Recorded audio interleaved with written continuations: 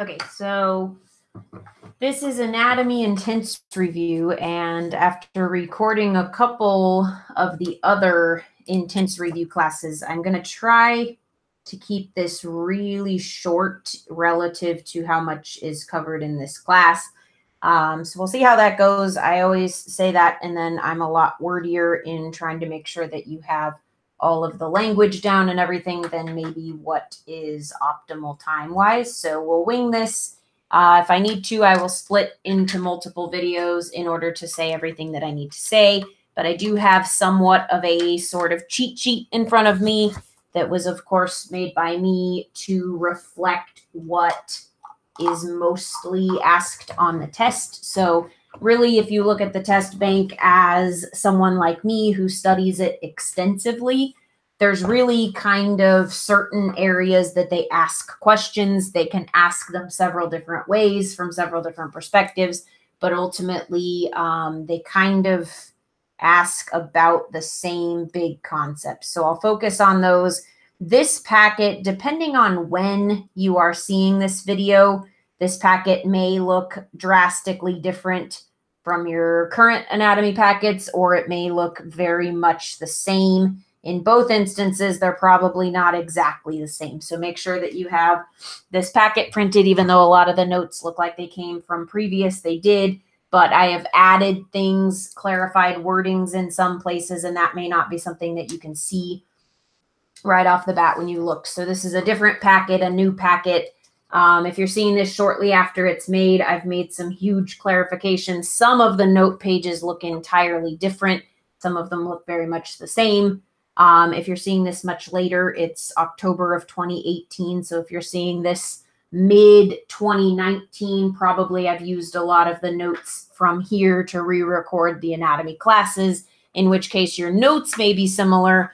Either way, I really want to focus, as I tell you with your study, it's really imperative to focus on big concepts and having an understanding, a really deep, multi-dimensional understanding and memorization of those. So this is not at all about memorizing facts or memorizing details or memorizing what something does. I really try to allude to, in my anatomy classes, the fact that they have a lot of ways to ask about the same thing. If there is a way that they can ask about something that you do kind of know, but they can ask it in a different way to where it looks like you don't, they most definitely will do that. So in the effort to be as accurate as possible to what's on the test, there is no way to use my notes as solid as my notes are, as close as my notes are in terms of wording and pictures and concepts that you're going to see on the test. The best thing you can do is take each system, each information category, make sure you really understand the function of that system, the anatomy of that system, and why is the anatomy what it is in order to serve the physiology of that system. So you should always be looking at your study from a perspective of the system is built this particular way. This is what it looks like. This is what its design is. And this is why, because here's what, physiologically speaking, here's what the anatomy is serving, what the system actually winds up doing with its structure that it has in place. So you really want to be aiming to have a vast understanding of the system, all the things it does, the ways it connects to other systems, and how the anatomy of a system serves the physiology. Because if you can do all that, be thinking in that way, you really won't have much issue with recognizing even a very complicated question over a very complicated system. Should be easy because it will really all go back to the same thing, which is what the system does as a whole and how that works in the whole physiology. So the tissues part of it is really simple. It's nothing major that you need to know. Again, like I just said, and like I will say with everything, understanding the function of a group of tissue is what will get you the furthest. So there are 4 tissue types.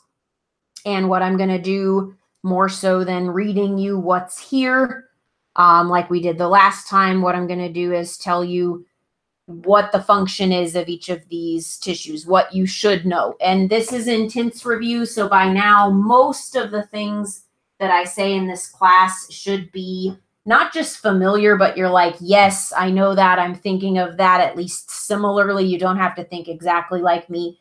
If what you have, for example, in tissues is, you've memorized some of this and some of this and some of that, but you've memorized the way I have things written versus having developed a big understanding of why, you're going to struggle a lot more than if what you've done so far is to think, what does epithelial tissue do? How does it function?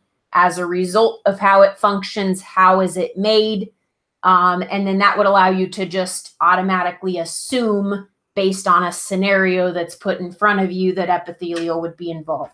To do that, you need to know that covering and secretion are the two major functions. Those are two very different things. Covering would refer to what most of us picture when we think about the integumentary system, which is the skin. So that would be the covering element. That's really the only example of where epithelial tissue's primary function is to cover.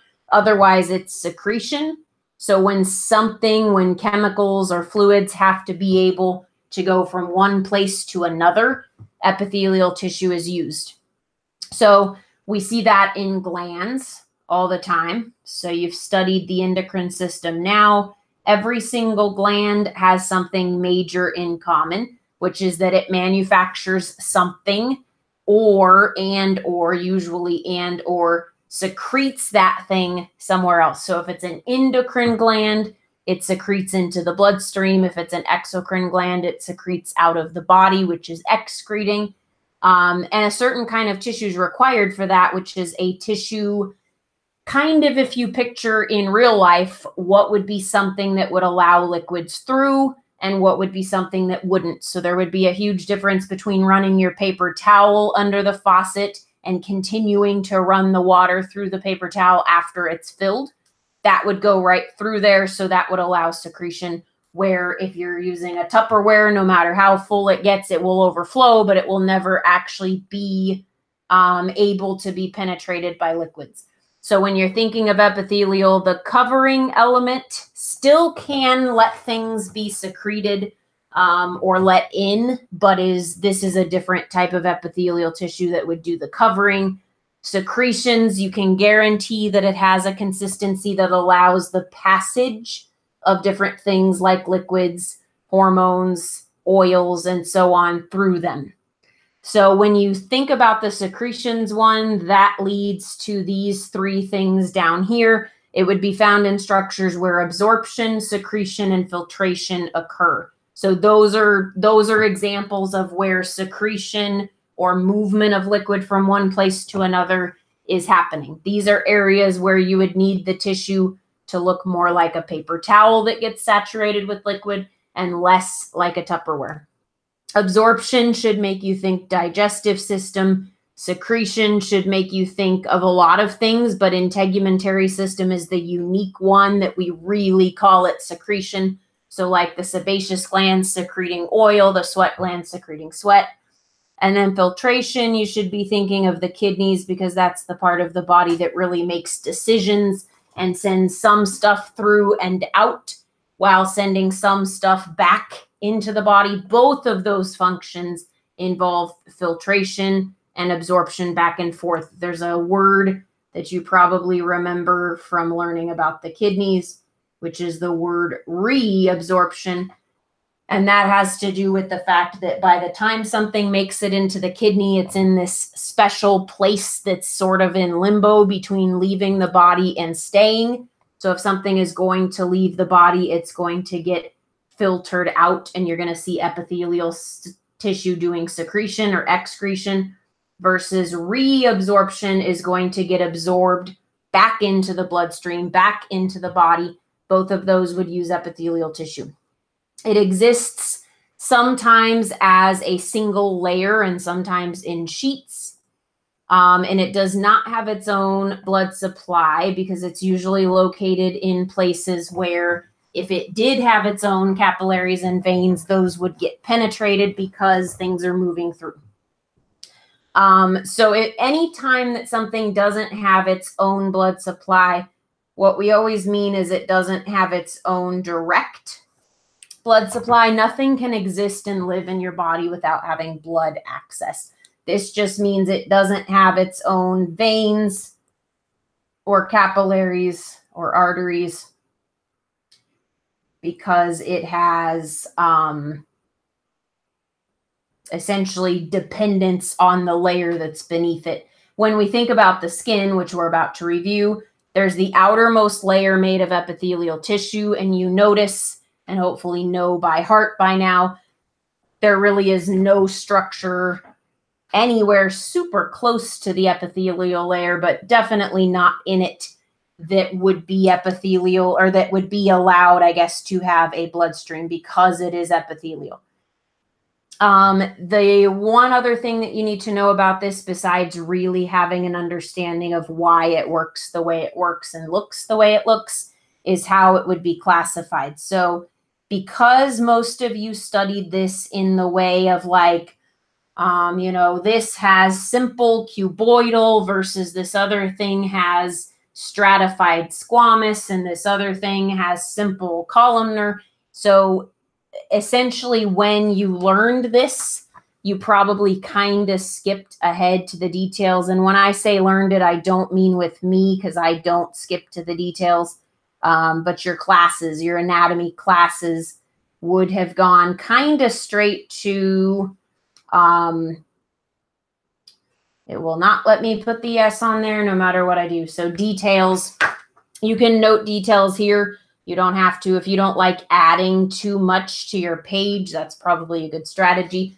But you want to go from knowing this here to knowing, just generally speaking, if you're asked a big, broad question of how they're classified, that these would be the two things. So the difference between simple cuboidal and stratified columnar epithelial tissue is the number of layers of cells and the cell shape.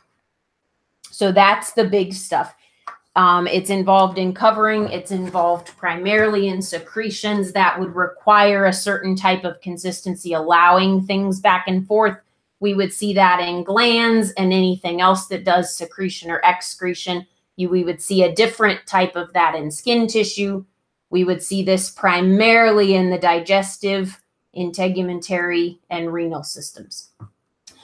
Connective tissue is simple. So connective tissue is throughout the body. It's pretty much involved in every system, and it serves to connect structures of the body together. You added to this list when we did the first class. So the examples of connective tissue would be bone, cartilage, adipose or fat, blood vessels. Actual blood itself is a liquid connective tissue, and then tendons and ligaments.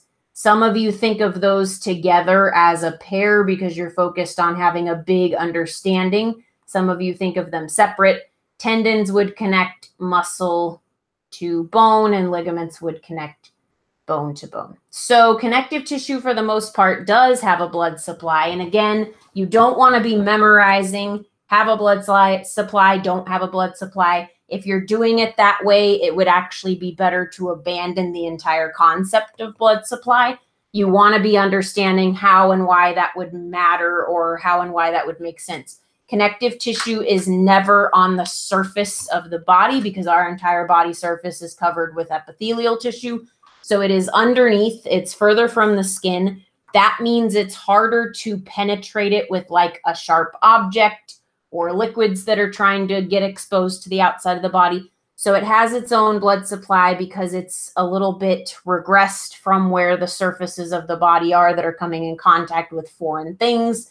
And this is what would serve ultimately epithelial tissue not having its own direct supply. It's probably getting its supply from the connective tissue that is right underneath it. The exception to the blood supply thing is ligaments. And that doesn't necessarily have a particular grounding the way that this does over here, but you can think of ligaments as being the one and only exception. Anytime there's one exception, sometimes it's easy to just remember what that is.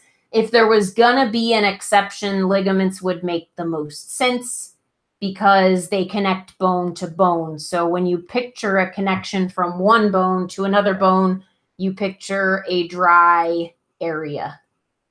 So blood does flow into and out of bones, but the very, very innermost aspect of a bone, this ligaments would connect the outermost aspect of bone. So that would not be a place where you would see blood flowing in and out. You see blood flowing in and out of muscles, so tendons get their blood supply that way.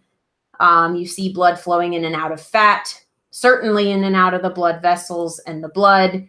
Cartilage and bone are typically in more central areas. Bone has a special canal that takes the blood actually into it, into the center, delivers blood.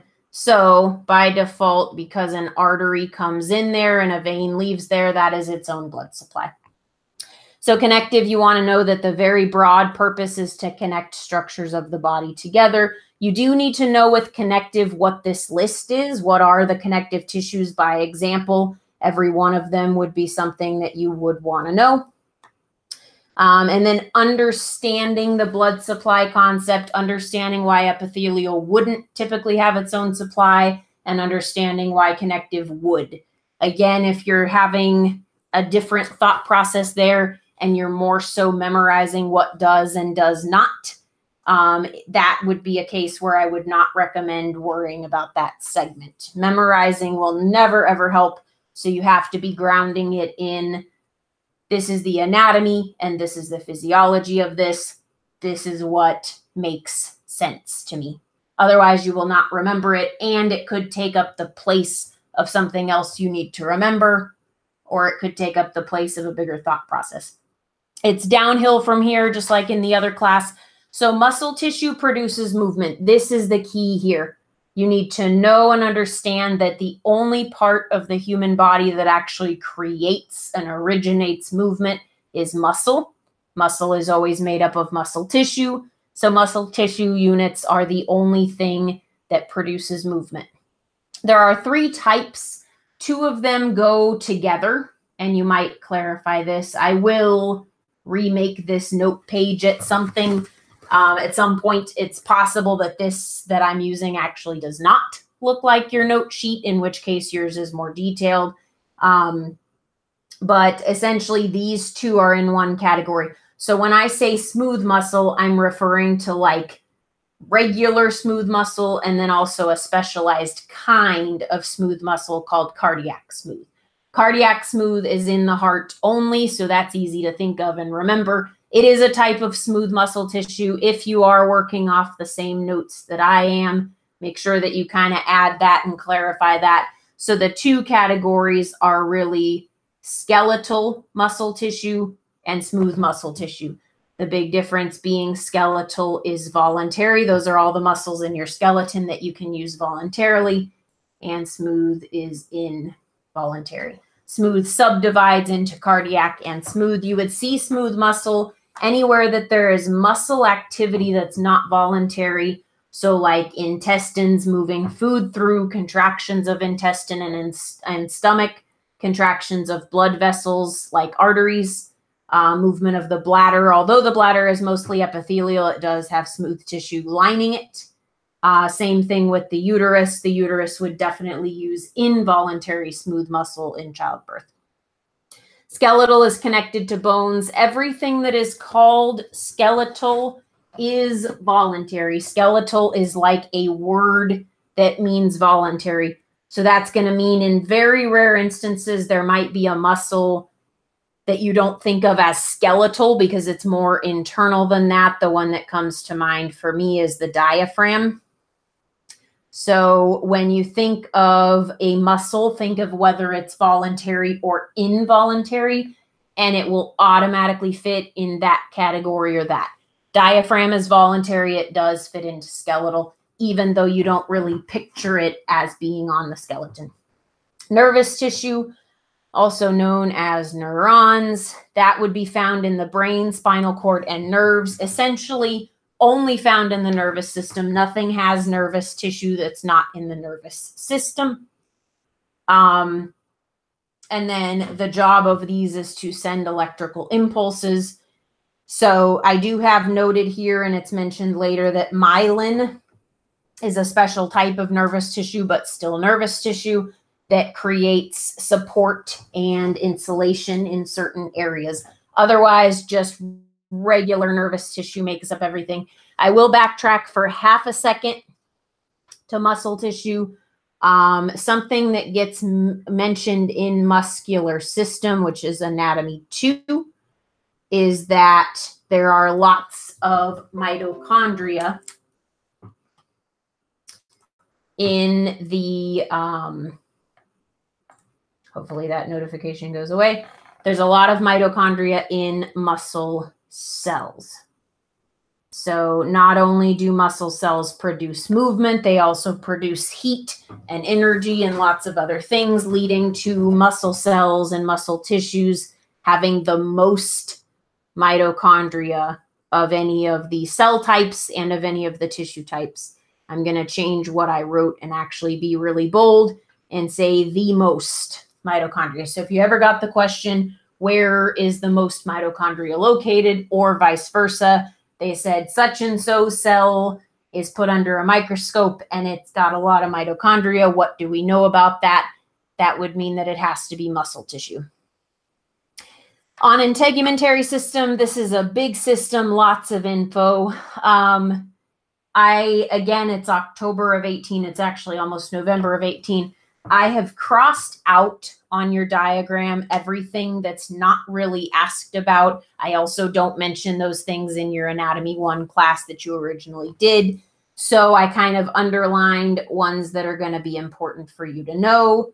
And I kind of got rid of ones that are not going to be so important. Of course, that would always be subject to change, in which case I will update this packet, but you will still see the same thing when you're watching the class because I won't update the class itself unless I need to. So for now, this is what you need to look at. If yours does not perfectly match mine in terms of what's crossed off and what's not, go with your paper as opposed to what you're seeing on my screen. I'm not going to go into detail with these. All I'm going to say is you need to know what the function of each layer is. So you need to be able to say the epithelial layer or the epidermal layer is the outermost, and its main job is to control passage in and out of various fluids, stop pathogens from making it through the skin in most cases, hopefully. It's where you would actually see the hair shaft, where you can visibly see hair. And essentially its job is to protect. So there is lots of functions that are involved in that. A couple of the ones that stand out as kind of being epidermal are protection from impacts, chemicals, infections, and then temperature maintenance, regulating heat exchange with the environment. So the epidermal layer is somewhat of an insulation layer, keeps heat out, keeps cold out, keeps liquids out, unless those things are wanted inside the body. The dermis is going to be the big area where everything is, where everything's located.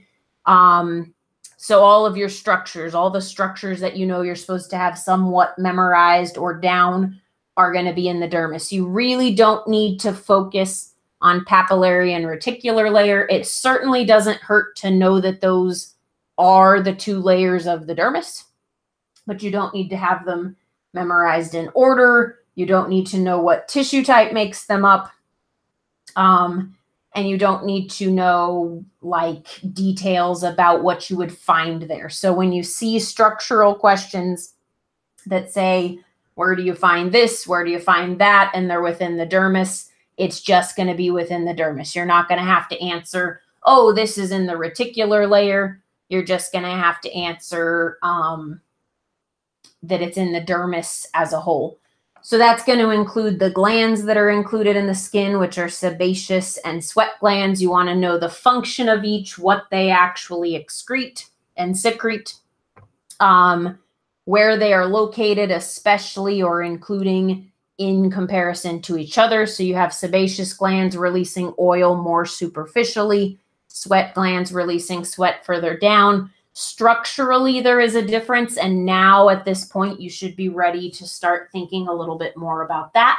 So a sebaceous gland is actually located on the side of a hair follicle, so that the hair itself, because it's already headed out and onto the surface of the skin, carries the oil. So that's a very different exit than the sweat gland, which actually has a duct. One of the things I underlined over here is sweat gland duct. So an exocrine gland, as we will talk about with the endocrine system, actually takes something out and excretes it or secretes it from the body. So a sweat gland duct.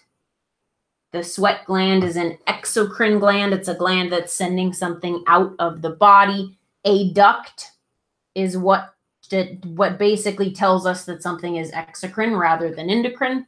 And a duct is an exit. So certainly if we're sweating, it's going to be pretty useless unless the sweat can get to the surface of our skin. Make sure you know the functions of skin. By now, you probably know those pretty well. Make sure you know excretion versus secretion. So it's all secretion. Similarly to what I did on the last page, you can write a category word here. So everything that is movement from one place to another, whether it's within the body or out of the body, would be considered secretion. A special type of secretion is excretion, which has to do with a specific instance where something is not only moving from one place to another, but the intent or the purpose is to leave the body entirely. So for example, one of the names of the urinary or renal system is the excretory system. And while it does not excrete everything, one of its main functions is excretion. So excretion requires certain things to be in place where we can actually get rid of something out of the body entirely. Secretion does not require that in most instances. In some instances, it does. Remember that the key difference between excretion and secretion is whether something is intended to leave the body. And so it has to meet two qualifications to be excretion. It has to be leaving the body, and it has to be leaving the body because it is waste.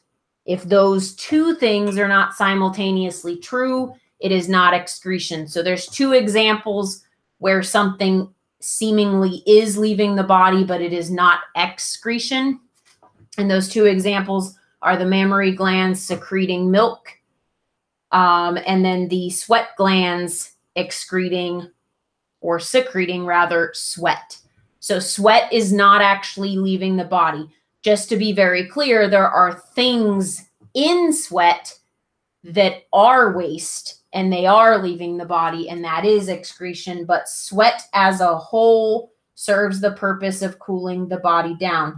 So the liquid of sweat is not leaving the body because it's waste product. It's leaving the body because it needs to be on the surface of the skin in order to be able to help cool our body down. So you want to really look at something before you answer a question on it and think, does it meet the two qualifications that it's leaving the body and doing that because it is waste? If not, it would be secretion. We certainly have a lot more secretion functions in our body than excretion. Make sure you know that epithelial tissue is primarily made up of keratin. So that would be the protein. And make sure that you know at the same time that connective tissue is primarily made up of collagen. So when you see the word collagen, you should think connective tissue. When you see the word keratin, you should think epithelial tissue. Both of those are proteins. A lot of tissues have what would be thought of as a primary protein, so that's what that is in this case. On this next page, you need to know what the cell types are that are found in each of the layers of the integumentary system in the epithelial part. And you might, I also said this in your other class, you might want to label this page as the epithelial, or actually more accurately, the epidermal layer. So when you get to this page, which is the third page of integumentary, there's 4 pages with this class for integumentary. These are epidermal cells. So these are just cells that we find in the epidermis. That's why you see so much that involves keratin or keratinocytes. Keratin or keratinocytes is with epithelial tissue only. And so we would only find that in the epidermal layer. In the dermal or hypodermal layer, we would find connective tissue. Hypodermal is connective because it's made up of fats.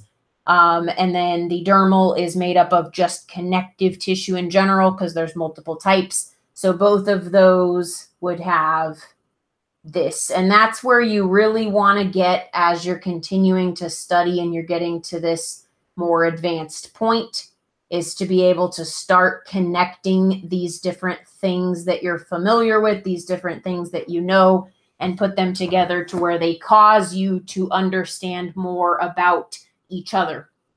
So if epithelial contains keratin, seeing keratin or keratinocytes, which are making keratin, is a dead giveaway. We're dealing with epithelial tissue. And then seeing collagen is a dead giveaway. We're dealing with connective.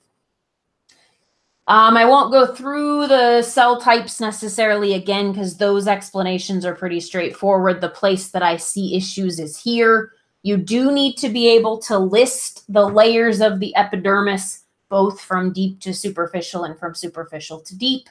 And then the way that you need to have them memorized is the order they go in, and then the prevalence of cells, and the uniqueness of cells. So each of the layers obviously is part of the grander order. Each of the layers has cells that would be prevalent, would be most prevalently found in that layer. And each of them has things that are unique. So if you took a microscope and you looked at a tissue and you saw that this tissue was made up almost entirely of 2 things, stem cells and keratinocytes, there are no stem cells. That's a uniqueness thing. So in the basal layer, stem cells is unique. And then stem cells and keratinocytes are prevalent. So if they were asking you what you would mostly see, if you were looking at basal images, you would mostly see a combination of these 2 things. If they were asking you what you would uniquely see, what would only be found there, what's unique to that layer, then you would say stem cells are unique to the basal layer, and so are melanocytes. Melanocytes being unique to the basal layer also means melanin is, because that's what those melanocytes are making. Melanin is not a cell. That's why I have it bulleted under melanocytes. They're generally asking about cells. The next several get a lot easier. So basal certainly has the most that you have to remember as far as prevalence and uniqueness both. The rest of the layers, you're going to see lots of, oh, well, if you take a cross section, you toss it under a microscope, you're going to see lots of keratinocytes. That is generally, for the other 4 layers, what you're going to see the most of. They certainly have their own little attributes. So if they look really flat, that would be the granulosum that you're looking at, where if they don't look so flat, because we don't have flat specified here, then they're probably more likely spinosum. I don't see them go into that much detail there. I mention that because it's easy to understand and to know as you're going to understand all of this. There's actually a 4th thing. So the 4 things that I told you in class about this, And what you need to know about this is you need to know the order that the layers go in. You need to know the prevalence. So you obviously need to know what cells you can find in each layer. I just don't recommend necessarily wasting time to just memorize cells, because memorizing the prevalence, so what is the most prevalent cell or cells, and memorizing the uniqueness, those two things will allow us to know what the cells are in the first place. So that can kind of skip you that step. The last thing I talked about in this class was the life cycle. I talked about understanding these 5 epidermal layers in a life cycle to make it easier to remember what their order is and what their prevalence is at the same time. So the basal is the deepest layer. It is the furthest from the surface of the skin, and it is made up of stem cells and keratinocytes. If you know what stem cells are, you know that those are kind of like babies. So you kind of have baby cells. You have keratinocytes just starting out because they were stem cells a moment ago. And you even have kids because stem cells are children in the world of cells.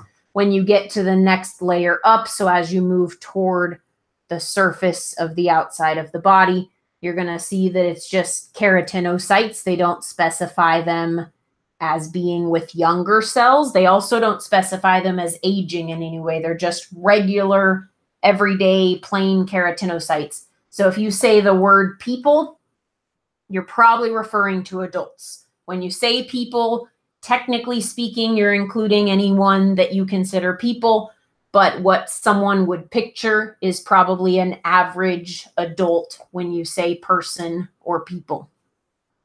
So then you get to the next layer, and now instead of just saying keratinocytes, it says 3 to 5 layers of flat keratinocytes. Being flat doesn't necessarily indicate age, but you can think of this as a layer where we're seeing aging, because the next thing that you see is that cells have no nuclei or other organelles. So we continue to progress. When we're looking at our keratinocytes, we see that they are babies or kids, then they're adults, they begin to age, they begin to die, and last and finally, they're dead.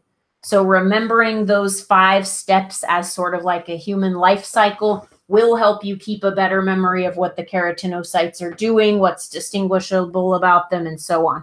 So keratinocyte-wise, the life cycle says that it would go from babies and kids, which is in your first layer, the basal layer, to adults in the spinosum layer, to aging adults or older adults that are beginning to get flat and jaded in the middle layer, and then dying adults in the second to last layer, and dead when we get to the last one. That is very important to your context and your memory.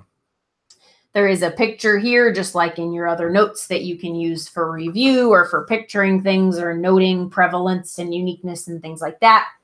The last thing here is glands of the skin. The glands of the skin, there's only 4 of.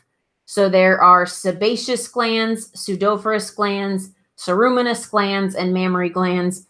Mammary glands, everybody remembers, you know where they are, what they do. Those are super easy. They don't ask about them much because they know that you know that.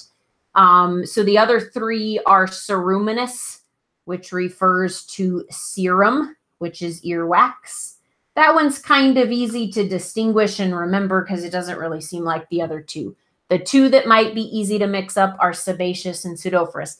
I have had situations where people kind of draw a blank between these 2 names. I've also had situations where people remember this and not this. And when you learned these, again, you probably jumped in your anatomy class straight to the details and didn't study the bigger stuff first. The bigger stuff is absolutely crucial. To understand merocrine and eccrine and apocrine as words, you need to understand that those are all sweat glands, and the fact that sweat glands is vastly a different thing from sebaceous glands. So sebaceous glands release oil. Structurally, again, combine your knowledge. So structurally, those are the ones that are going to be on a hair follicle. And they're on a hair follicle to help them transport up to the surface of the skin when they're done. Sweat glands are going to be their own gland. Both types of sweat glands are going to be their own gland with its own duct. That makes sense structurally right here. I just wrote you a note. Know both the structure, so the design of the gland, and the location for the gland, and of course the function. So you might toss function on there. How does a sebaceous gland function? How does that help us remember where it's located and what its design is? Sebaceous is oils. Oil comes through your hair. That's why you have to wash your hair every day or two. And so that's how you can kind of remember that oil travels along the hair. That's why the hair winds up oily. Sweat glands do their own thing completely, which means they have to have their own duct. Nothing can secrete on its own without help from either a duct or another structure. So moving to skeletal, I'm going to be a little bit faster on skeletal. Let me just make sure. I'm going to read off my study guide real quick for each system. So integumentary, the things that you need to know, hopefully I covered them all just now. You need to know the layer of the epidermis that is responsible for pigmentation. If you want to pause the video and kind of make notes, you can. I did cover these things. I will stop and say whether, if I didn't cover something, I will stop and say that I didn't cover it. The next thing would be the role of melanin pigment. How is skin tone or skin color determined? That is specifically in your other class. I mentioned that it is determined by the rate at which melanin is synthesized. The type of tissue that makes up the dermis being just connective tissue. You don't need to go any more specific. The type of tissue that makes up the hypodermis, you do need to be a bit more specific. It is connective tissue that makes up the hypodermis as well as the dermis, but the hypodermis is made up of specifically adipose. So you could answer that question with connective tissue or adipose, but if they have adipose there and that's an option and that's something we can pick, that's what we would pick because that's the most specific, most accurate answer. In the case of the dermis, that's not the case. There is no more accurate, more specific answer. You just want to say connective. The type of gland that releases sweat, so that would be pseudophorus glands, more specifically one of the two types, but you just want to say pseudophorus if you are asked what releases sweat. Then specifically underneath that, you need to know which type releases clear and watery perspiration versus which type releases perspiration with odor molecules. The type of gland that releases sebum. So you need to know what releases sweat and what releases sebum. Sebum is sebaceous. The differences and similarities between excretion and secretion. We just discussed that at length. The cavity that protects the skin. I'm going to go up here and write this name down. So the cavity that protects the skin. Cavity protecting skin. Most of you get this, but just to make sure, is the cutaneous. So you see cutaneous as a suffix all over the place when it comes to the integumentary system. So the cutaneous membrane is what protects the skin.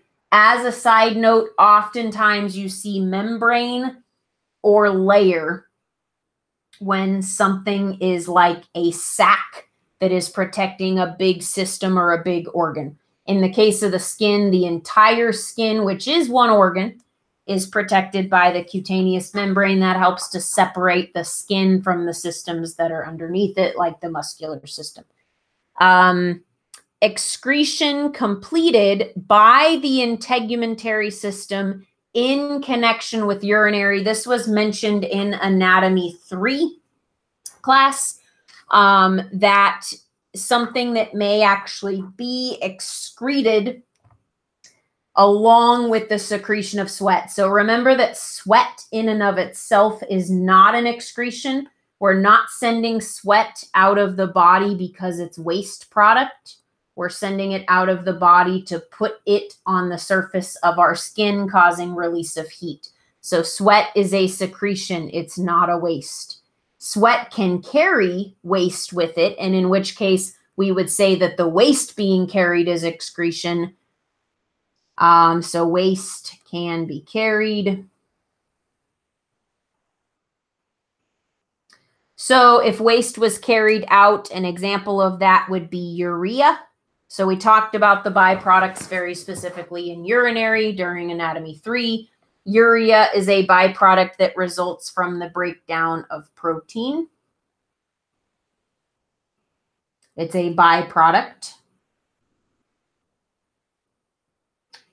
And one of the places that we can release urea, because it is toxic to our body, we don't want to keep it around once that protein's broken down and that urea is put off.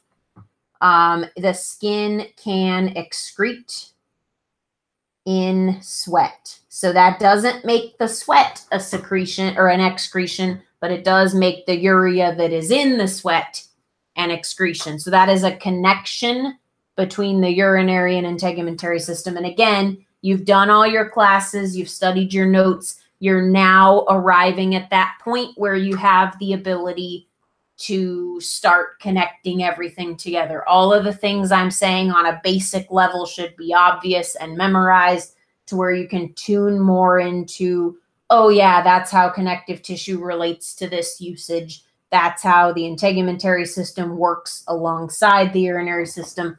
And the goal of this class is to get you that. That said, I will stop very quickly to mention, I am not by any means saying everything in this class. In fact, I'm going to wind up speeding up a little bit after those two really detailed parts. There's lots that I'm missing here because the point of this class is to make sure you're thinking correctly and that you're connecting your systems together, that you're truly developing and using a broad, big understanding to navigate all the information. So this is designed to be in conjunction with reviewing your previous classes. So it's a good idea. If you've had a big gap, it's actually a good idea to listen to your 4 anatomy lectures before this if you didn't already. If you haven't had a big gap, but you're studying for a second attempt or you're studying a little bit further, then you probably just did your anatomy. So if you just did your anatomy, if you got to study it enough, this should be mostly obvious. This should highlight any areas where you understudied based on your understanding of something. And in that case, that would be something to go back to. But if you're like, wow, I'm terrible at this, go back to whatever that is in its original class, because I'm by no means saying everything that needs to be said here. This is certainly not a replacement of your lectures. It's not even a replacement of reviewing your lectures. It's just to make sure you hear things another way. Review is really dangerous within my program. It took me a long time to realize and learn that. But people who have a big gap in their study or people who need a decent score on their test and really need to make sure they understand anatomy, or people who are taking a second attempt because they did well but think they can do better. Really just going back and just listening to anatomy 1, 2, 3, and 4 is not enough, and it doesn't produce good results. The reason is because if you've already heard something, you're going to hear it again in the same way, and you're not going to see something different in it. That's not to say listening to anatomy lectures, as intensive as they are, a few times is not a good thing. But once you've done that, you've gotten everything you can get out of those lectures. The aim of this lecture is to say the things that are important a bit differently and again, and to make a highlight where you can see I'm not so good at this. I don't have this so memorized. These are the things I am good at. And these are the bigger, broader, more systematic understandings that I'm supposed to have. If you do want to review your anatomy 1 through 4 before moving forward in this class, do just exit this video, go do that. You can come back here, just write down the timestamp unless you want to start this one back from the beginning. So Speeding up now, skeletal system, there's just a couple of major things that you need to know. One of them is just to be able to kind of list the major examples of each bone type. The examples I have on here are not only the ones you would need, they are TEAS specific in terms of how they are referenced. I've been asked before why some of my information in these lists might possibly conflict with certain sources that would tell you otherwise on what type of bone something is. My stuff comes from the real tests with the real questions, with the real people who write them and the answers that they really choose. So if you've run into anything that you're like, I thought this was it's not an oversight on my part. I have this written the way that the test is actually written, as opposed to writing it the way an anatomy book's written, because an anatomy book will not help you do well in the test. There's only a couple of areas where there's discord between the two, but I will go to the TEAS side, not the other side, not what an anatomy professor is going to say, but what the TEAS writer is going to use. The thing to understand here is there are 4 categories of bone in terms of shape. And I said this similarly, I think, in your original class. So long, irregular, flat, and short is actually 2 things. It's shape and orientation. So it's the shape of a bone, the proportions sort of a bone, like it's longer than wide, and then how it sits in the body. For example, a short bone is wider than it is long. And in some cases, for example, the collarbone, you might have learned that the collarbone is a long bone. The reason that TEAS does not consider collarbone to be a long bone is because it is placed sideways. So if you look at the collarbone outside of the human body, yes, it looks like a long bone. It looks similar to your femur with a little bit of a curve to it. If you look at it inside the body, it is set in there sideways, making it quite literally wider than it is long. So this is a matter of shape and orientation. I'll also add proportions if you want to be extra picky here. Sesamoid bones is an additional classification. I get a lot of questions on this where somebody sort of tuned out a moment of the lecture or had so much that they were noting or paying attention to they didn't really hear me. Go back to this. If you have ever asked yourself, unless you fully clarified with me or with yourself, wait a second, how can a sesamoid bone be a patella if a patella is also an irregular bone? So I do explain that in class. What I explain is you could have a sesamoid bone that is any of these 4 shape categories, because shape and orientation is not the same thing as classification. You could have a sesamoid long bone, sesamoid irregular, sesamoid flat bone, sesamoid short bone. Because this just means that this bone, whatever bone we're dealing with, attaches to a tendon. If a particular bone attaches to a tendon, it is a sesamoid bone. That does not undo or override its shape classification. So you'll have sesamoids that are short, sesamoids that are flat, sesamoids that are irregular, and sesamoids that are long. So you want to make sure you're holding those 2 thoughts as somewhat opposing, because any given bone will have one of these shapes. There is no bone that is not in one of these 4 categories. A few of the bones will then also be in the sesamoid category because they attach to a tendon. So if you think of attaching to a tendon, that's like an extra thing that it does rather than being the characteristic of the bone. You're probably very good on functions of the skeletal system by now. I always tell you to do my little function lists first. That ensures that you have a big context for what the system is supposed to be doing. That way, when you're running into these little attributes, you're seeing why they would be there.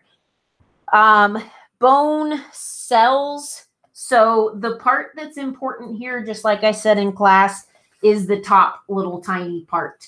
You really don't need to know this. It does not hurt to read through this just to reduce consistently the amount of different things that you might see and not recognize. So maybe read through to increase recognition. It's the scariest thing in the world to be on a test and to see a word that you just don't know what it is. You've never seen it. You don't know what it means, even if it's an irrelevant word, which a lot of times it is. So read through that for recognition and then cross it out as far as things you go back and you memorize. What you need to be familiar with is these four. So osteogenic cells, we talked about them along with stem cells. If you do not have an awesome grasp of stem cells, how they work, what they do, why they are what they are, where we find them, you must go back to Anatomy 1. I begin talking about stem cells when we're in the integumentary system under the epidermal information on the 3rd page. You must understand fully what stem cells are and what they do. And I started in integumentary system. So when I go on to skeletal system in Anatomy 1, I just say osteogenic are the stem cells for bone. And if you know what stem cells are and how they function and what they do and why, when you see osteogenic and stem cells always kind of correspond, or I should say always have the potential to correspond with the suffix genic or ogenic. So when you see gen, that should remind you of genetics. When I think of genetics, I think of babies, even though we have just as much genetic as babies. So when a baby is born, everybody's under a microscope looking at how its genetics look. Stem cells are baby cells. They tend to have the gen in the suffix. Osteoblasts, B for blast, B for build. So these are cells that are active when we want to build bone. This connects to the endocrine system. So in the endocrine system, there will be areas where you will be asked to understand and to know, would osteoblasts be activated and promoted in a certain case, or would osteoclasts be promoted in a certain case? Clasts, it's C for chew. So osteoblast is B for build. Osteoclast is C for chew. It's exactly what it sounds like. They chew up the bone. They dissolve the matrix. What you hear about later in endocrine system is this chewing up of bone frees up calcium for the blood when the blood level of calcium is too low. So why would we want to break down bone? Why would that be a thing? Because the calcium might be too low, and that would be an immediate source of calcium. Osteocytes, when you see site, a site is a regular mature bone cell. As a note from integumentary, now that I'm thinking of it, when you see oocyte, normally when you see oocyte, it is a synthesizer. It's a cell that makes something. So melanocytes make melanin. Keratinocytes make keratin. The only reason why this is not something that makes some type of cell is that the O is with osteo rather than with sites. So osteo is the prefix, sites is the suffix, and that's how you prevent getting confused between whether this is a synthesizer or a regular cell. So something that ends with site is a cell. Something that ends with oocyte is a synthesizer. You just have to check and make sure that that O does not happen to be part of the prefix. Moving to the next page, there are certain landmarks that I ask you to know within the bone. There's not a ton of them. I will go back before I actually send out this passage. I eventually decided to record it so that it doesn't get too late at night. But I will go back and I will underline the things that you do need to know. I did that in Anatomy 1 also. So we went through this diagram in Anatomy 1, and I basically said, if you're T's, you need to know this, this, and that, and I will underline those. I will also make a note when I do this that if you're doing HESI, you should know all of these. You should know everything about the structure and landmarks of bones for HESI. So I will make a note like this, and I will go through and sort of point out the few things you do need to know the location of if you're doing T's. If you're doing both, if you're doing T's now, but you're doing HESI later, come back to that. Just know the ones that are critical for T's. The bone healing process is the next picture down. We went into that in detail in Anatomy 1. These are the words that the T's tends to use. These are words that whoever made this picture used. And there could be words besides both of those sets. So you just want to be looking for what you know that this means, what you know that that means, what you know that means, and so on. You want to know those steps, what order they go in, and you want to be able to just very simply kind of say what each purpose in the process is. This next picture was on your notes in Anatomy 1, but I have expanded it and made it quite a bit bigger. I will again go through before you see this and underline crucial ones. If you are taking the HESI, it is a daunting task, but you do ultimately want to know pretty much everything about the skeletal system and where everything is. That said, it is very hard to know the entire skeleton. So I will recommend HESI students start with the ones that I have underlined for T's. You should already have them underlined by the time you're seeing this.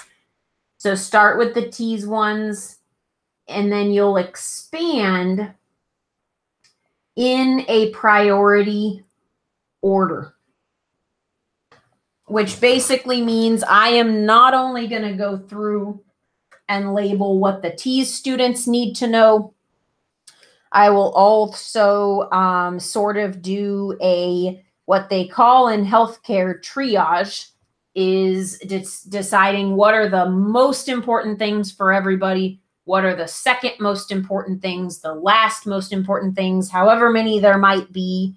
And I will do a triage as far as the levels of skeletal memorization. So if you are taking T's, you just need to memorize the ones that are like circled or boxed for the T's.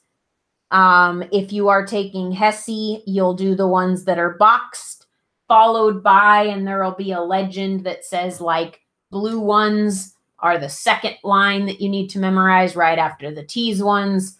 Pink ones are the third line. Black ones are the fourth line, whatever. I haven't designed it yet. So it'll be something like that. It is more important to know the big and important structures than to just not know anything or be overwhelmed. It is overwhelming to memorize this whole thing unless you have a good memory of it. So don't even try that. Start with the T's stuff. If you get to where you're feeling pretty good with that, go ahead and go on to the second line that I said is next most important. If you get good on that, you can actually go on to the third line and so on. Issues of the skeletal system is very important. I go into great depth on this in Anatomy 1, where I talk about skeletal. I would still recommend that initial explanation, I think, above anything necessarily that I can do right at this moment. So I guess what I'm saying is, if you have any lack of confidence, or if you think you might be forgetting anything about how osteoporosis works, the cellular activity of osteoporosis is what I'm referencing. So in Anatomy 1, we went through like, what are the blasts doing? What are the clasts doing? We actually talked about it in more than one way because they could answer it multiple different ways without technically being wrong about any of it. So cellular activity in osteoporosis is very important. That whole explanation of this page is important. There's very little written here because I really in class went through and explained and wrote down everything, and you wrote it down kind of in a different format. So if you are having any trouble either understanding or remembering how any of these terms here are defined, what kind of keywords you'd look for, what kind of cellular activity you would have, anything like that, go to the end of my Anatomy 1 lecture. It would be very close to the end. There's only one more thing mentioned after it. And the one more thing that is mentioned after it is the joints, which is a short segment. So you can go to the Anatomy 1 video, go pretty much to the end, back it up until I'm done talking about joints. And right before I'm talking about joints, I go through this part. If you're going to do that, you may as well hit the joints part really quickly when you're done. The only joints that you really need to know are these two. The only one that is super crucial at this very second in October, late October of 18, is hinge joints. You can always look in the video description to find out if anything might have changed slightly. So let's say that in, 2019, they keep changing the test and they start asking more about gliding joints, or they maybe even add in questions about saddle joints. I already have it in the notes just to ensure that you can see it. And I would add it to the video description saying, also make sure you know this. For the moment, both Tees and Hesse, you can just know hinge joints primarily. Know that the knee, the elbow, and the jaw, I had you write on jaw in class. If you didn't, or even if you did, but this is a new packet of notes, you want to write on jaw and partial.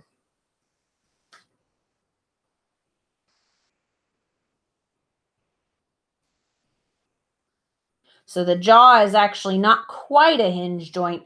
It's a partial hinge joint. But that's the new one that they love to ask about because it was too easy for people when they would reference knees and elbows. So now they'll say which of the following is an example of a hinge joint. They won't put those two there. They'll put jaw there instead. The third system is going to be the nervous system. Let me make sure that I didn't miss anything on skeletal. Again, I'll just read the study guide from skeletal. It's pretty short. Bone healing process, types of cells that build bone, types of cells that break down bone. We got all that. Mature bone cells, so that's just knowing what each of those is. We got that. How would blasts, clasts, and sites be affected by osteoporosis? You can go back if you do need to work further on that.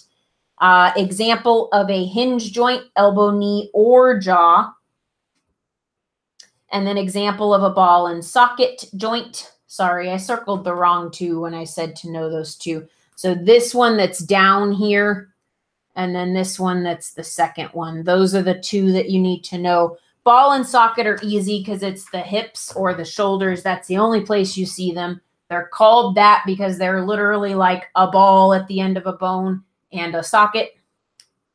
So knowing the ball and socket joints is pretty easy. Knowing the hinge joints is also easy. Just make sure that you have jaw added. And this next part is out of order. Let me make sure I don't have another page that goes with skeletal. No. Okay. So that is it for skeletal. We covered everything that you could get asked in skeletal except the details of cellular activity in osteoporosis because I explained that better in Anatomy 1 than I could turn around and explain it now. The nervous system. So depending on when you are seeing this video, it is quite possible that this set of notes looks vastly different than your last set of notes. So if you're watching this sometime around the time that it's recorded, these are new notes. They're just a little more descriptive, a little more stopping to focus on the very big, broad stuff that precedes the things we talk about in class. You have major functions of the nervous system all listed out. This is definitely the place to start. This is where I said to start when I did this in class, whether you're seeing the old class or the new one. But this is kind of giving you those descriptions that I gave you again in a written form. So again, I'm not going to go into tons of detail on just how the nervous system is divided up. That would be something that was explained very, very well in Anatomy 2. Right at the beginning of Anatomy 2 is just what are the parts of the nervous system? How do they stack up? How do they relate to each other? So I won't go into much detail now, but I did make new diagrams for that to make that easier.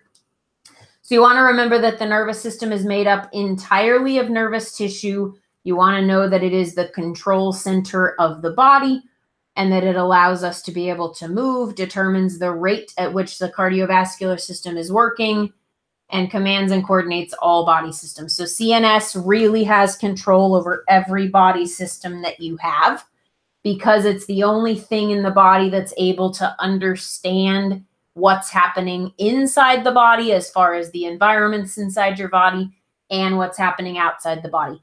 So your nervous system can sense a rise or drop in pH in your stomach, and it can sense that the air around your body is hotter or colder than what is necessarily safe for or comfortable for your body. So the nervous system interprets stimuli that is present inside or outside the body, creates a response, and it's a communication system that can interpret information from internal or external environments, creating an appropriate response. I cannot speak anymore all of a sudden. That involves any necessary body system. So it can command any body system that has a response that falls in line with the messaging that it's getting.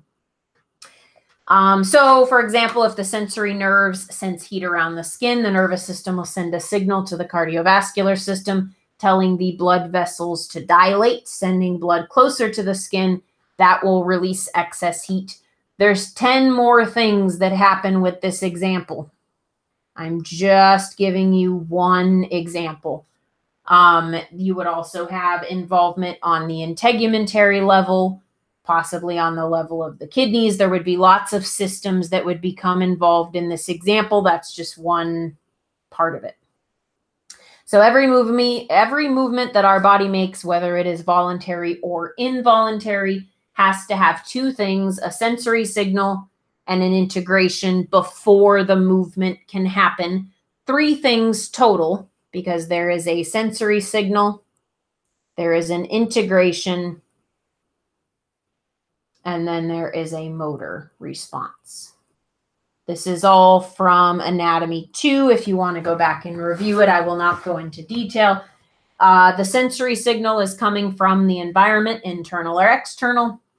Integration is what the brain does to combine that sensory signal with a motor response. And then the motor response is what is sent back out from the brain to actually end up commanding that the body do something. Major functions of the nervous system, and 4 major functions. Those should be totally and completely already memorized by the time you're seeing this. I included a couple of different kind of charts here. I actually kind of have them in the wrong order. This is the one you'd want to look at first. This is the one you'd want to look at second, although it doesn't really matter. I talked about this in class as well. Anything that I'm talking about that you're not kind of going along like, yep, got it. Yep, that's easy. Sounds very familiar. You'll always want to go back to the original lecture, because if you're missing something from the original things that I said, that can't be fixed with review. If in reviewing, you're just remembering, oh, I need to place emphasis on this in my thought process, or you're getting more out of the way that you should be picturing and thinking of things, then you're in the right place with the review. You can always pause this video, actually go back and watch the lecture or part of the lecture and resume when you actually are like, okay, I remember all this. Now let's hear the review material. So if this is any of this in these charts is not familiar, you may want to go back to making sure you've got everything from Anatomy 2. This chart that I have labeled 1 is the divisions of the nervous system. The only thing you'll see that's a wee bit different from how we did it in class is that I have peripheral nervous system underneath central, essentially in the same way that I have the sensory and the motor division and the sympathetic and parasympathetic. This is actually not my favorite set of notes, so I will be going back before you see this and putting my favorite one in. I'm not sure why that's the one that ended up there, but there is one that's a little bit better. This one, the one that I have labeled 2, and again, you might actually think of this backwards. You might think that this one makes most sense when you do it first. This is horizontal, so I totally can't read it. But what this is showing is when you say, oh, the divisions of the nervous system, you could actually mean 2 very different things. You could mean the divisions of the nervous system in the sense that there is sensory nervous and motor. So those are split essentially at the brain. Sensory is all afferent. So the word for sensory is afferent. The word for motor is efferent. You must know that. You must be familiar with those prefixes because they can switch that up, ask you a question about motor, but never say motor and instead say efferent, and you could get confused.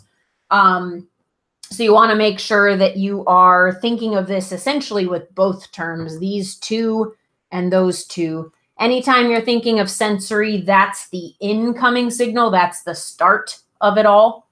And that is essentially going to have to do with finding out what's happening in an internal or external environment, basically making whatever's happening in the environment into an electrical signal and then sending that electrical signal to the brain, who can understand it and create a response if a response is needed. The motor division is the response.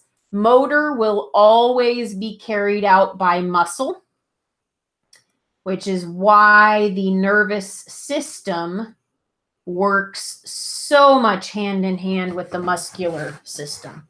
So the only way to actually physically respond to something will have to involve the muscular system, because the muscular system is the only thing that does any type of movement. So there's 2 very opposite ways, and they both are true. They are both true at the same time. They don't conflict with each other. We just don't usually think of 2 things at once. But when you say divisions of the nervous system, you could mean the sensory division and the motor division, or the afferent and efferent divisions. Or you could mean the central and peripheral, and then those subdivide into the autonomic and the sensory somatic, the voluntary and the involuntary. You'll have a better version of these notes. And then sympathetic and parasympathetic are subdivisions of autonomic. So those are 2 very different ways to think of divisions. You need to know what all the different levels are in the sense of being able to just recite them. So it's central and peripheral. The reason that I have peripheral, and yours won't look like this, but this is a good thing that I have the wrong one in the packet so that I can explain why I did this initially. Everything in your body, not just your nervous system, not just all your other divisions of your nervous system, but everything in the body is controlled by the central nervous system. So the way that we usually see this, the way that we usually do our hierarchy, is we say central and peripheral. There really are no subdivisions of central. Everything else is a subdivision of peripheral.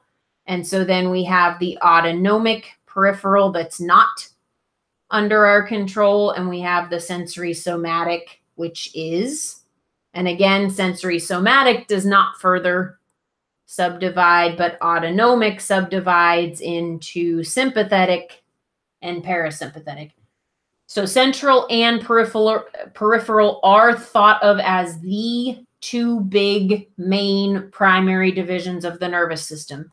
That said, the central still has more control and is a higher level system than peripheral. So the central controls the peripheral and all other body systems. So those are, again, what I always kind of refer to as opposing thoughts, where two things can be true and they might even seem like they conflict each other a little bit. So the central nervous system includes the peripheral, but at the same time, what I taught in class is that those are the two big divisions. There's the central and there's the peripheral. The peripheral subdivides 2 more times. That is the way to think of it. I will be switching your notes back to the one that shows this as being next to this, but that's good that I had the wrong one, because that allowed you to just see that there is one more detail there to keep in mind. Then it goes to neuromuscular. There's one thing that I want to review on neuromuscular. You need to know everything that is included in neuromuscular depending on when you're getting your original class notes, depending on when you take my program. This may or may not be the same one you saw. If you're close to the recording, so right now it's October 25th of 18. If you took Anatomy 2 prior to this, you had a very similar note page. It looks like it's the same until you realize it has quite a bit more in it, and it has some stuff that is removed from it. So this is just a little bit more streamlined in what they're currently asking. You do, to a minor extent, need to be able to picture what the neuron looks like. You need to know the parts of the neuron, which are down here on their own page. There's the dendrites, the axon, the myelin sheath, the synapse. And then I also have a definition here for integration and for contraction and relaxation, these two being how the muscular system connects with the nervous. So those parts I'm not going to go into. I clarified anything I could on description to make sure that they're just described the best possible way. The thing that I get the most questions on still, or the most people missing still, is the question of what is the function of a neuron. And again, if you want to hear this 2 different ways and you want to hear it twice because you're struggling with it, go back to Anatomy 2. This will be fairly close to the beginning, but probably at least 20, maybe 30 minutes in, where we talk about the function of a neuron. So the function of a neuron is a nervous cell. It's a cell that carries signals around the body, around the nervous system. There are 2 ways that a nervous signal could be getting carried. It could be carried from the brain to the body, or from the body to the brain. This is actually worded a little bit weird. I'll probably reword this. This says cells that carry signals into the brain from the body. I will try to remember to change that to say from the body to the brain. If I didn't fix that, and your note page as you're looking at this still says into the brain from the body, maybe change the wording to this. It's just a little clearer. From the body to the brain, or from the brain to the body. Otherwise, thinking of that as out of the brain to a part of the body. So when you're thinking about a neuron, the most important component to thinking about how a neuron functions is including both systems. The only mistake you can make on answering what is the function of a neuron is not checking to be sure that whatever answer you are choosing includes both motor and sensory. So if it says carry sensory signals, you now have half of this, not all of it. If it said transmit motor signals, again, you would have half of that. That's what you don't want to do. There's two ways that you can answer the function of a neuron and include both of these two things with complete certainty. One of them is it just doesn't say anything kind of in either way.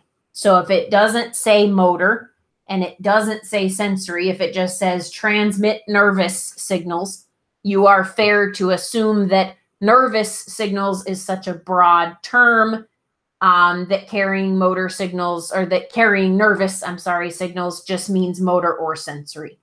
Or they can specify them both. So you can make a note if you would like.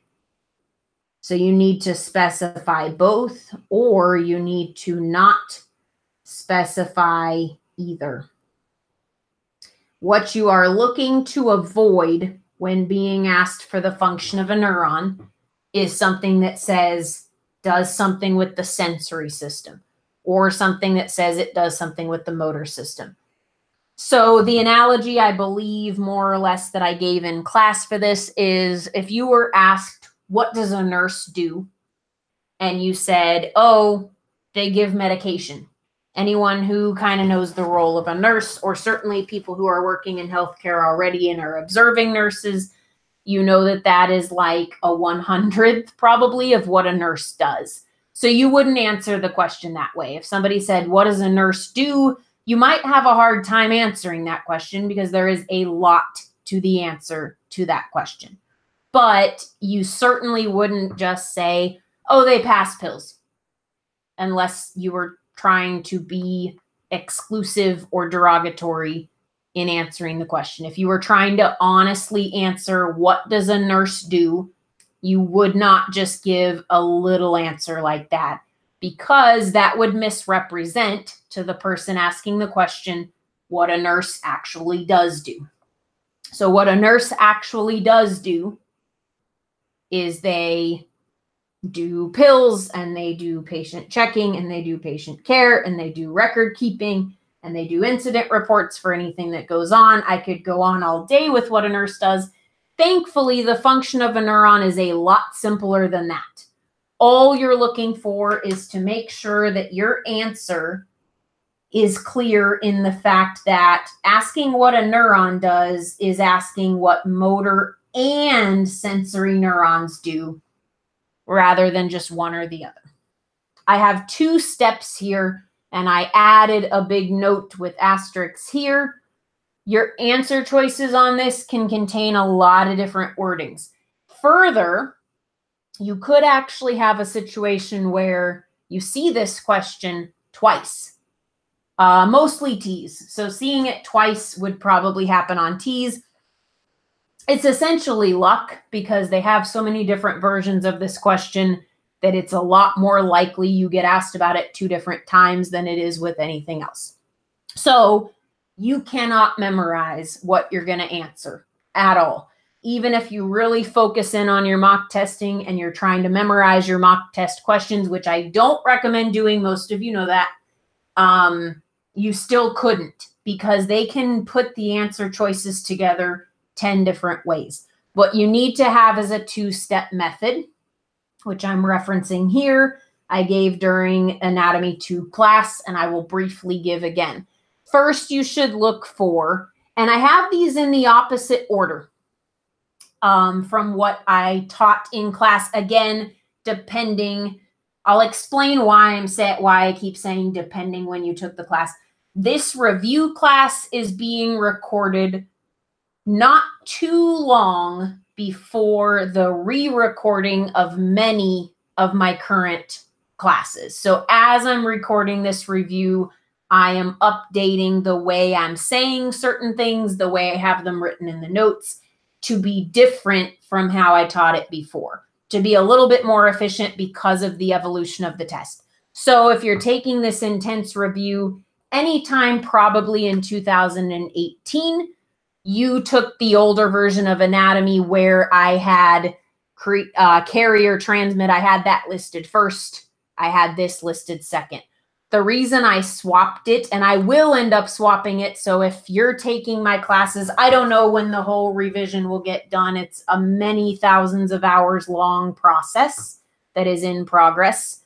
But if you're taking this, I would guesstimate, we'll find out if I'm right, around mid-2019 or a little bit before that, you probably did actually see it in this form. So I'm not trying to confuse anyone.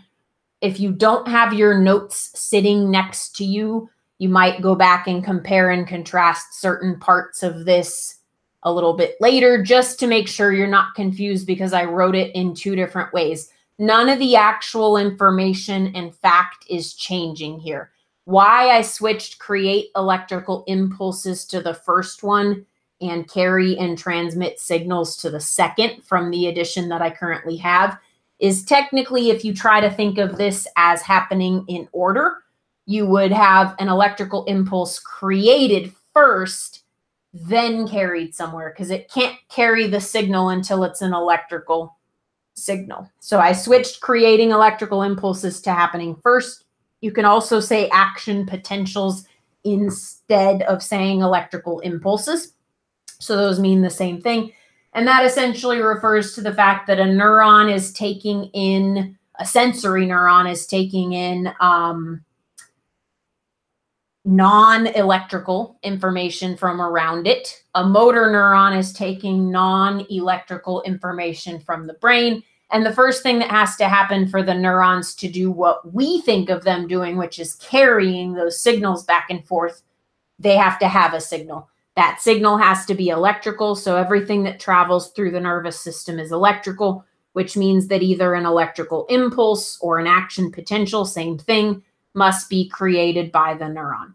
So it is fair to say that the function, going back here, of a neuron is to create electrical impulses. What we don't want to say is create electrical impulses from a certain place, because if we say, oh, the neuron creates electrical impulses from the environment.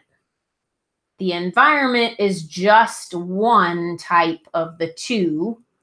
That would be from the sensory neurons, whereas coming out of the brain would be from the motor neurons. The question, what is the function of a neuron, does not specify one or the other. Our answer needs to include what is the function of a sensory and motor neuron. Generally, the best way you can get both of those in your answer is to not be super specific. It's just creating an electrical impulse, creating an action potential. You don't specify where it's creating it, where that heads when it's done. And then same thing with transmitting or carrying a signal. If it was a sensory neuron, it would carry it to the brain. If it was a motor neuron, it would carry it out of the brain and back to the body. So to just say carry or transmit signals, carry or transmit nervous signals, carry signals from the peripheral to the central and the central to the peripheral, that would help us include all types of neurons. So it's kind of a step one, step two, and it doesn't actually matter which order you think of them. So if you're from the old program, I told you to start by looking for carry or transmit as a key word. And then I told you to check. So if you're like, oh, carry or transmit, maybe you have that twice. Maybe you have two different answers that have those keywords. One of them might say sensory. The other might say action potentials. And you can really see any combination of the two pieces of info that you're looking at. These could be totally combined together. They could be completely separate, one of them missing. So I could say transmit action potentials. I have transmit from that, and I have action potentials from that. This doesn't specify half of the nervous system. So this doesn't specify motor or sensory. That's the key. I don't want to specify that, because if I do, then instead of answering the question, what is the function of a neuron, I'm answering the question, what is the function of a sensory neuron? Or what is the function of a motor neuron? So you want that to not be there. You will see this in the mocks. You've probably already seen this in the mocks. It depends on exactly where you are in your program. And I've shown different types of answers, but you essentially want to look for these big key phrases. And after you find them, because you'll find multiple, you'll find one of these, you'll find one or two of these, all your answers will look very similar because they'll have all these keywords all over the place. So the way that you zone down between the ones that all have the right words is you read on and you figure out, but does it say something that implies it's only sensory? Does it say something that specifies motor, or is it neutral? So you want to find all these words and then find the one and only answer that is neutral between the two systems. That's my rant for that. I will not go through the rest of that system. Let me make sure. Oh, there's one other thing I want to mention. It's noted right there. It'll be defined by the time that you see this. I just wrote that so I wouldn't forget, and I almost did anyway. So cephalization is a new word that's on the test, and they essentially just say, what is cephalization?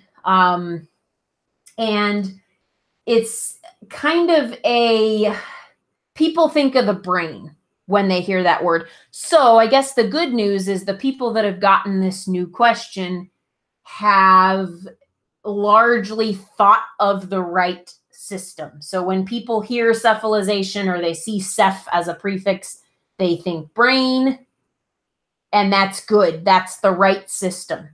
Cephalization could be anywhere, though. This is essentially a process that promotes neural transport sites. And I realize that's probably like, huh? But there's really only one answer that makes sense for it. I completely can't think of how it's worded. But you're not looking for brain and you won't find brain. So they're not going to make you choose between something with the brain and something with the neurons or anything like that.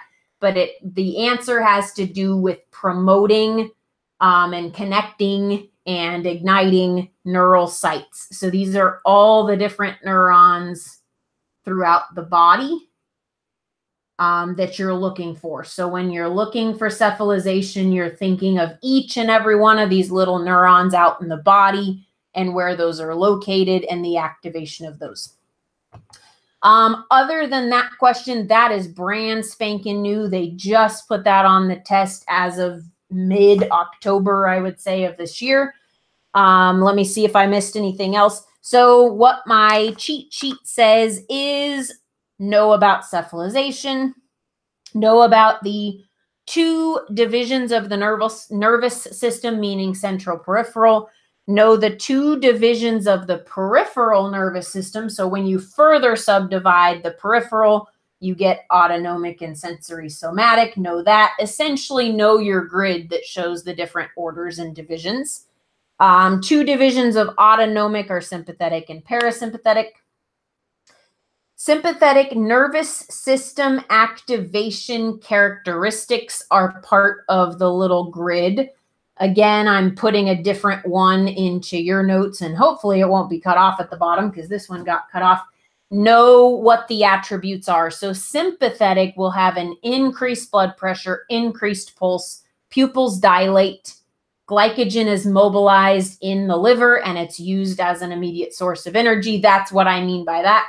And then know what the characteristics are of sympathetic versus parasympathetic. So they could say someone's parasympathetic system is active, what's happening, and you would largely have the opposite between the two. Sympathetic has an increased blood pressure and pulse. Parasympathetic has a decreased blood pressure and pulse. Sympathetic has pupils dilating to let more light in.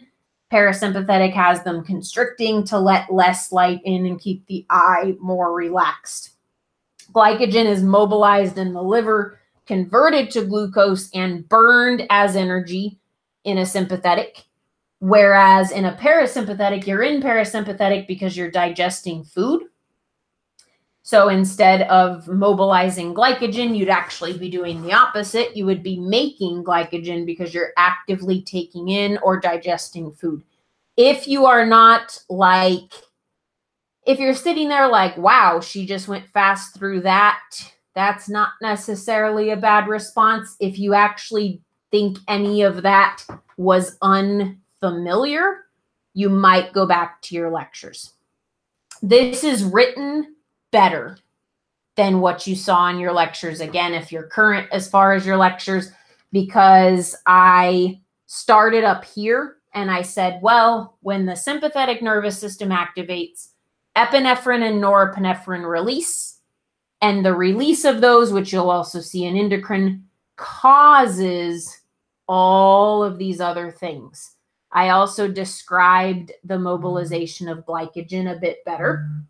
So those two things improved how you can read about sympathetic. So if you are from the old classes, really lean on your new grid. It won't be that exact one. It'll be better to make sure that you really understand not just what are the characteristics and I have them memorized, but why do they make sense? They make sense because epinephrine and norepinephrine release. They go out and they act on the heart, which increases the blood pressure and pulse. They go out and act on the liver, which increases glycogen production. And they go out and act on the pupils, which causes the constriction. All of that is caused literally by epinephrine and norepinephrine. The same is not true with parasympathetic. Parasympathetic is a much more default baseline state to be in. And it doesn't have like some hormone is suddenly released and then bim, bam, boom, your body goes into this crazy state. That's how sympathetic works. Parasympathetic doesn't have something like that. Parasympathetic is a more natural state. One thing I do want to note, and I actually did talk about this in depth in the original class, whichever generation you're in. They could ask you kind of a trick question, and it's really not, where they say, what hormones or hormone would be active during parasympathetic? That is not the same question as saying what's released because the sympathetic system activated. What's released because the sympathetic system activated, that would be the epinephrine, norepinephrine. So that's causative. That's saying because sympathetic activated, these hormones got released instantly because of the activation of this system. They went to all these places. They had these massive, intense, impactful effects, and that's characteristic of the system. That would be sympathetic. Parasympathetic, like I said, does not have that. It's not like your parasympathetic system activates and some magical thing releases like it does with sympathetic. However, there are hormones that are definitely active if you're parasympathetic. Why? Because it's the rest and digest division. So I point this out, I believe, if I remember right, I point this out briefly in Anatomy 2 when we're doing nervous system. More specifically, I point it out in Anatomy 3 when we're doing digestive system. So the digestive system, when you learn the digestive system, which you have by now, you know it has all kinds of hormones. It's got all kinds of enzymes. It's got all these things that activate to deal with these different types of things. And those would be considered active during parasympathetic because parasympathetic is active during digestion. So it goes hand in hand. The parasympathetic division and the digestive system, those are active at the same time. So there is a question or a couple of questions that kind of say, which of the following is a hormone that's active in parasympathetic activation? And you're trying to picture a hormone that's listed here, but it's not. It's the fact that parasympathetic being active is related to digestion happening. And during digestion, you have insulin active, you have different, you have like peptin, which is a hormone working on proteins. And that's what they're referring to, is anything that is a hormone of the digestive system would arguably be active in parasympathetic state. I said I wouldn't rant about the nervous system and did anyway, but that's okay. And I did read off what we needed to know about nervous system, and we got it all.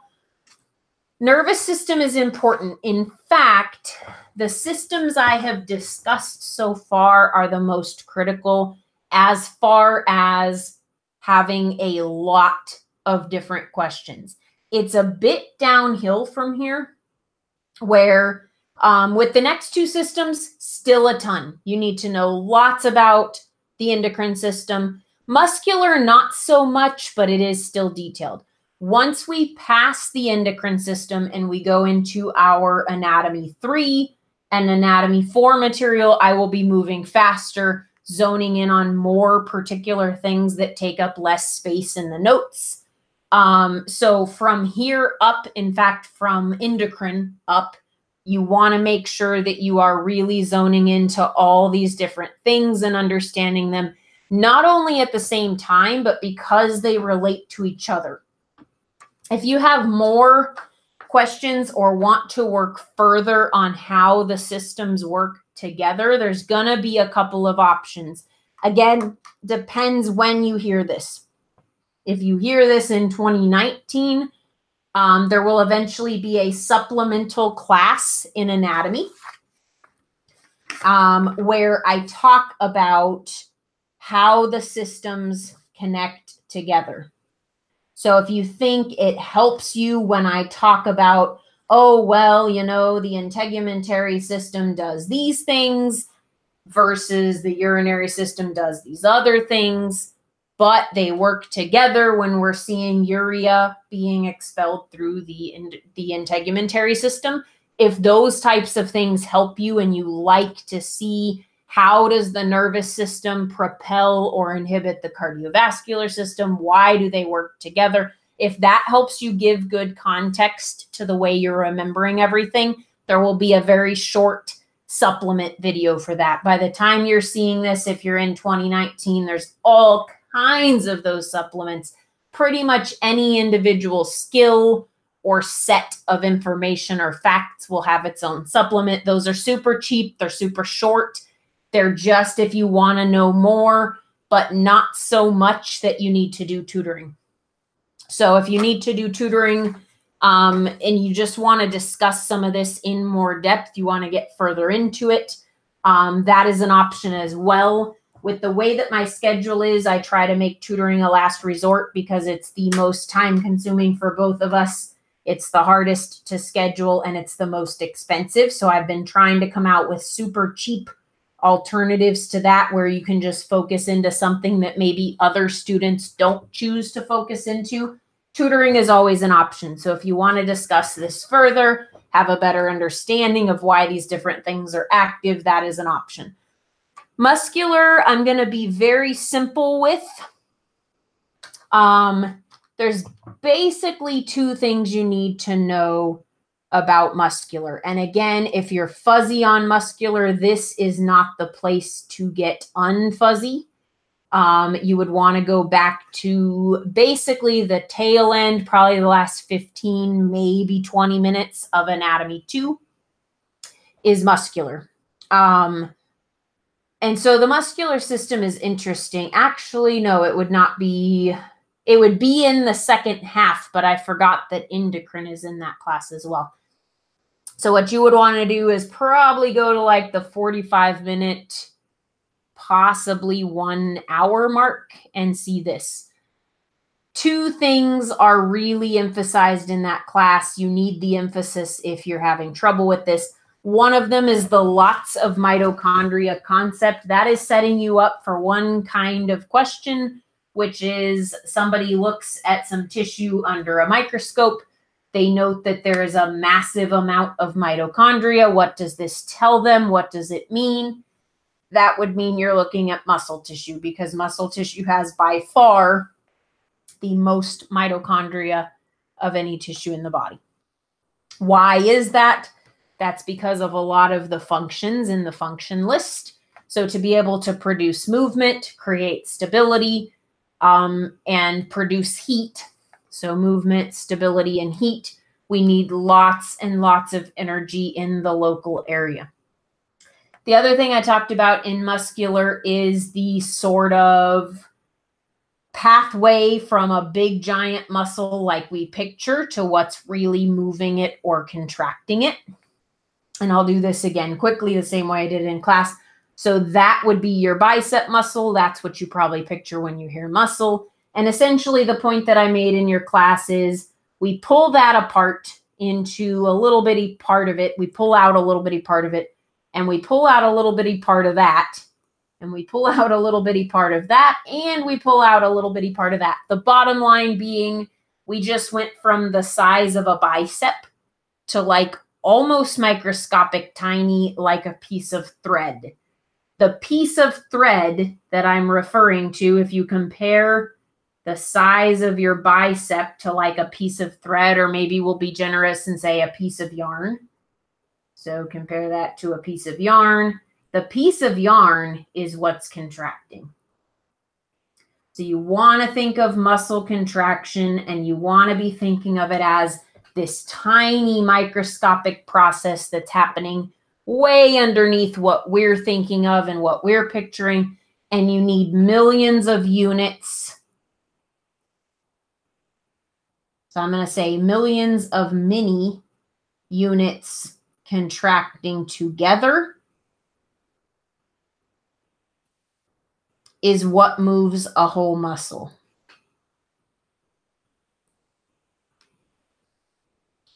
Understanding that is crucial. If you already get that and that demo made sense and stuck with you from class, you're good there. The other thing you need to be able to do is, once you've got that understanding, you need to have the words that match up with it. So there are two, so there's this right here is a contracting unit. So when we pull apart the muscle again and again and again and again, and we take a little piece off the little piece off the littler piece and so on, we wind up with a contracting unit. And that's what there's millions of to contract just one muscle. So for your bicep to contract to lift something off the desk, millions of contracting units are chemically contracting. Those contracting units have a name, and that name is sarcomeres. You do need to know, and it's somewhat memorization, but it's definitely grounded in having an understanding of this. You do need to kind of know that when you see the word sarcomere, that's the unit of contraction. So the sarcomere includes several different things. That's why it has unit in its name. So if you say sarcomere, you're referring to this whole thing. You've already taken the muscle apart many, many times to get to that point.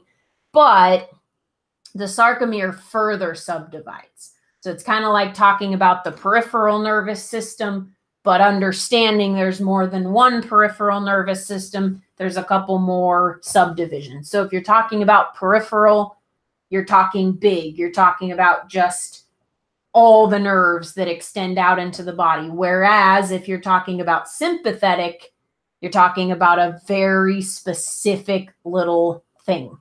In this case, your specific little things are actin and myosin. So a sarcomere, although teeny tiny compared to the whole muscle, contains two different things that make it up, which is actin and myosin. The actual force of contraction is myosin. Myo means muscle. That's the way I always remember that that's the one that produces the contraction force. Actin supports myosin. It's really fairly simple to remember actin because you don't have to go into a lot of detail. You need to think of these together.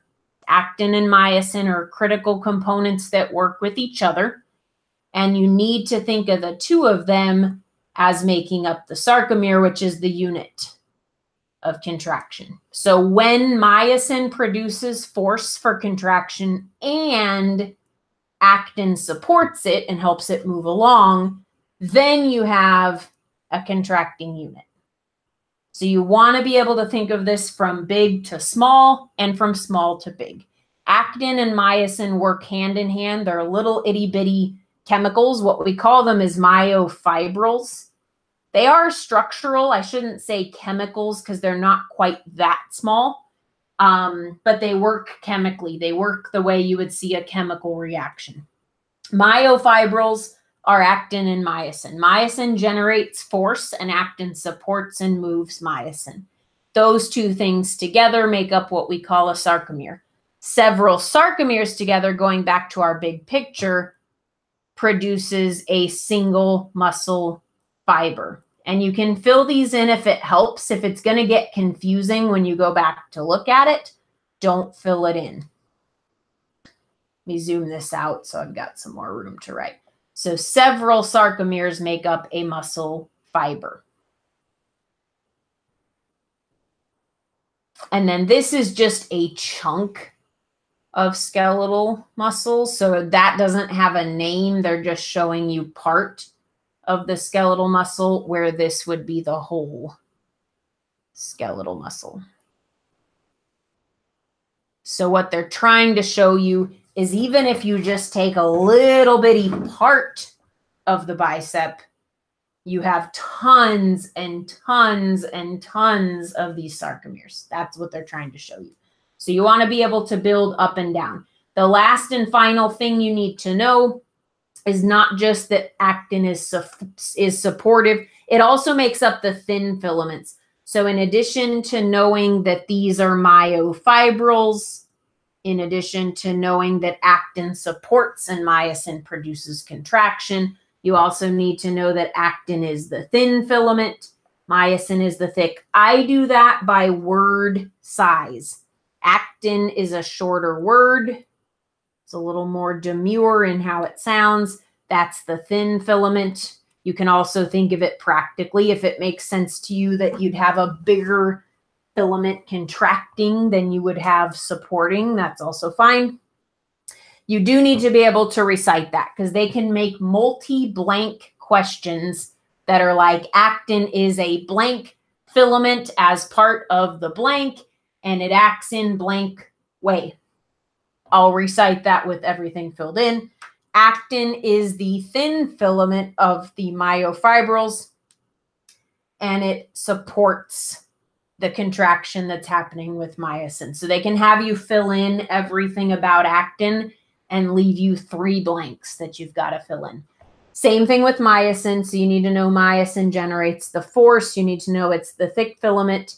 You need to know actin supports and that it's the thin filament. So you might fill in supports because I just realized I don't have it there.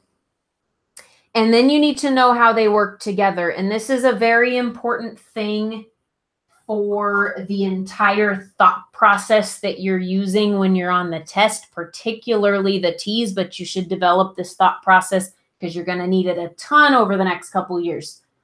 When they ask you a question, you have to make sure that your answer is answering the question. I realize that sounds like duh, but seriously, really think into that. Make sure that you're answering the question. Here's an example that has nothing to do with physiology, but I run into it constantly. Someone will send me their application essay, and every application essay that I'm sent has really good content in it. You can always see when somebody's asked the question, what makes you want to be a nurse? You can see that they have gone through things that have made them want to be a nurse. Phenomenal things, and they're always different. The question is, what makes you want to be a nurse? the way that people tend to answer this, which means the way that the human brain tends to work, is that somebody will say, well, I'm caring, or, I want to help people.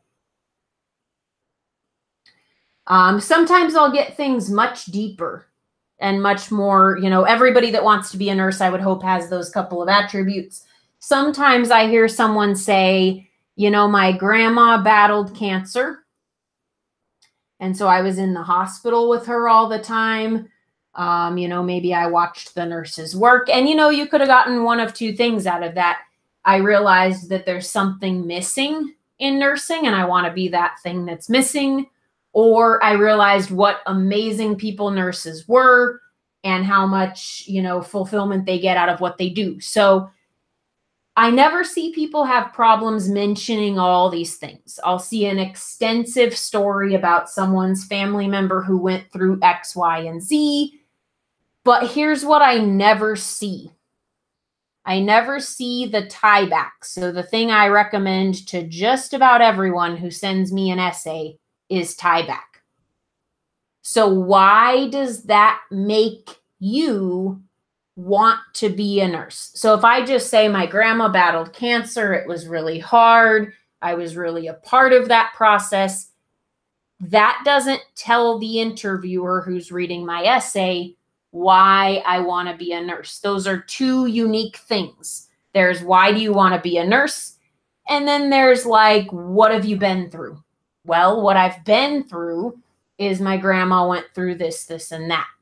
Until you say, because of this part of the experience with my grandma, I want to make this impact. Here's the impact I want to make. So for example, if I say, I met a couple of really good nurses when my grandma went through this, and I met a couple of really bad nurses when my grandma went through this. I want to affect change in the way that this is done. That's why your grandma having this battle affected you wanting to be a nurse. I hope that makes sense, because that's probably not what you were expecting to talk about in anatomy. But the tie back is really critical. It's critical in everything. It's critical in conversation. It's critical in your nursing essay. It's critical in your nursing interview, even more so.